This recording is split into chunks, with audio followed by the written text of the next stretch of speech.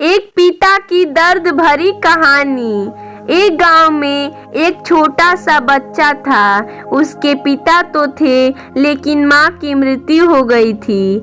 पिता सारा दिन काम करता और अपने बेटे को पाल पोस कर बड़ा करता है। वह सारे सुख अपने बेटे को देता है जो एक माँ दे सकती थी।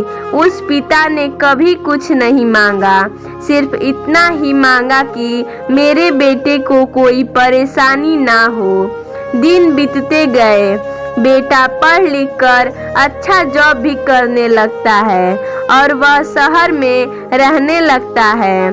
कुछ दिन बाद वह अपने पिता से मिलने आता है और कहता है, पापा मुझे कुछ पैसों की ज़रूरत है। मैं चाहता हूँ कि शहर में ही ज़मीन लेकर अपना घर बना लूँ।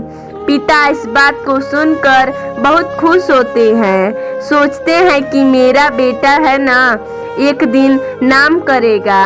जिंदगी भर की बचाई हुई पूंजी को निकालकर अपने बेटे को दे देते हैं। बेटा शहर चला जाता है और उन पैसों से अपना घर बना लेता है। पिता इधर इंतजार करता रहता है कि मेरा बेटा फिर से आएगा, एक न एक दिन तो मेरे पास आएगा ही। जाएगा कहाँ? उसके पास अब कोई नहीं जाता था, क्योंकि ना ही अब उस पिता के पास पैसे थे और ना ही रहने का जगह था। कुछ दिन बाद बेटा फिर लौट कर आता है और अपने पिता से कहता है, पापा अब आप दादाजी बनने वाले हैं। पिता को बहुत खुशी होती है इस बात को सुनकर। वह कहते हैं, तू मुझे मेरी बहू और पोता से कम मिलवाएगा।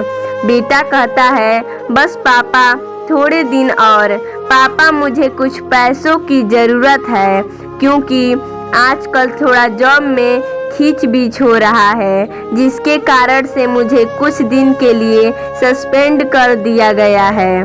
पिता के पास कुछ नहीं था देने के लिए, लेकिन फिर भी कहता है, अच्छा बेटा तू रुक, मैं अभी आया।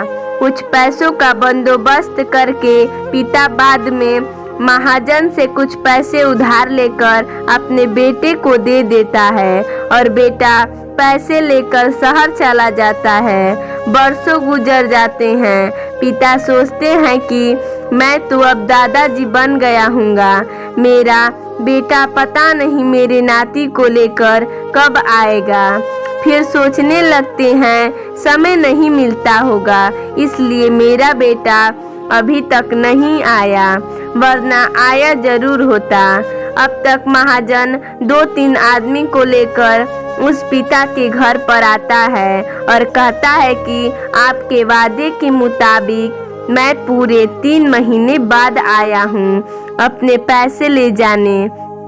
पिता कहते हैं, मेरे पास पैसे नहीं है देने के लिए महाजन। महाजन कहता है, जब पैसे देने नहीं थे तो आपने मुझसे उधार क्यों लिया? तभी पिता कहते हैं, ठीक है रुको, मैं तुम्हारे लिए पैसों का बंदोबस्त करके आता हूँ।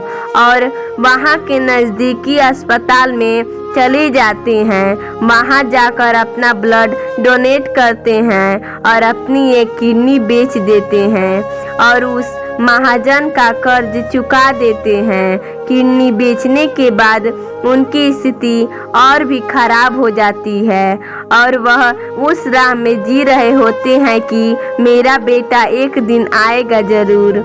इस आस में जीते जीते एक दिन पिता की मृत्यु हो जाती है, परंतु उस बेटे को अपने पिता को आग देने का भी नसीब नहीं हुआ, क्योंकि वह अपने पत्नी की गुलामी करने में लगा था। तो दोस्तों, आपको हमारा कहानी कैसा लगा आप हमें कमेंट करके ज़रूर बताइएगा। धन्यवाद।